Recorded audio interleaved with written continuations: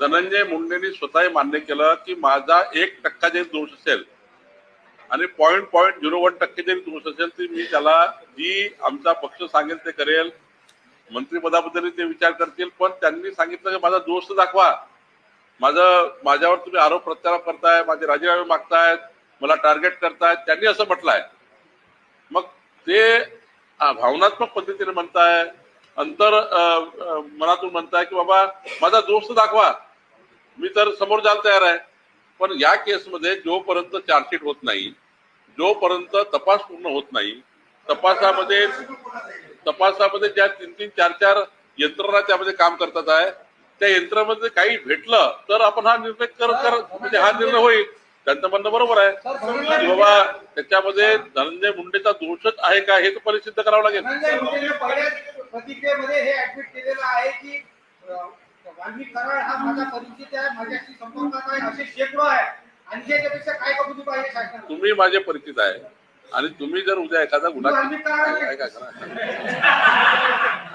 तुम्ही माझे परिचित आहे, कोणी परिचित असणं हा काही गुन्हा नसतो. त्यांच्यासोबत राहणारा परमनंट कार्यकर्ता जरी असेल आणि कार्यकर्त्यांनी एखादी घटना केली असेल, माझ्यासोबत 4 कार्यकर्ते आहेत, त्यांनी जर एखादी घटना केली तर माझा दोष कसा राहील? मग मी त्या कार्यकर्त्यावर ऍक्शन घेतली पाहिजे, त्या कार्यकर्त्याला सजा दिली पाहिजे, गोष्ट माझी आहे. पण कुणासोबत कोणी राहणे, आता तुमचे माझे संबंध आहे, याचे माझे संबंध आहे.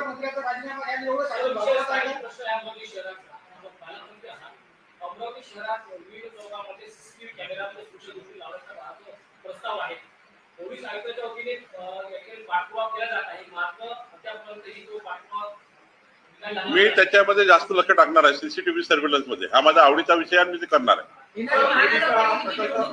कारण त्या सीसीटीव्ही सर्व्हिलन्सची मुंबई अमरावती शहराच्या जीवाचं आणि सुरक्षेचं रक्षण आहे. त्यामुळं नागपुरात आम्ही खूप प्रयत्न केला, नागपुरात आम्ही सीसीटीव्ही सर्व्हिलन्स केलं, अमरावतीची प्रायोरिटी राहणार आहे.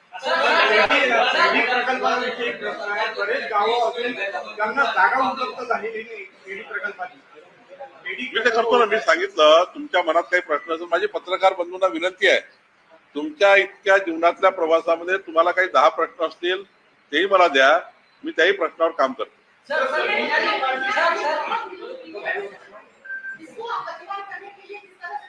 पीएम किसान को गतिमान करने के लिए अभी एग्री स्टैक आया हुआ है. अच्छा, टेक्सटाइल पार्क, उसकी एक बैठक लेता हूँ.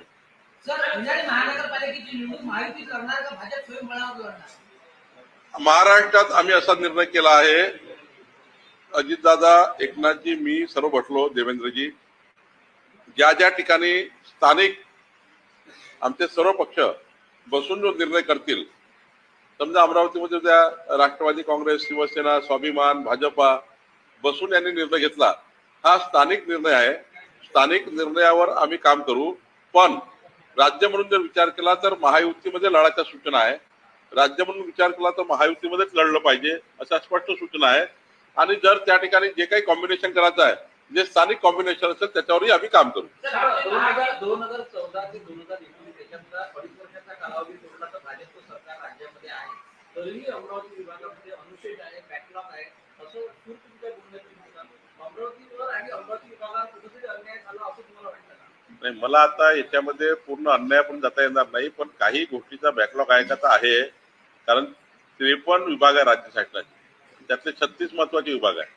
या सर्व विभागाचा, सर्व विकासाचा जो मापदंड आहे तो अमरावती शहर जिल्ह्याला किंवा विभागाला लागला पाहिजे. याकरता जे काही जिथे गॅप असेल ते गॅप पूर्ण करणं आपली जबाबदारी, ते मी करणार आहे.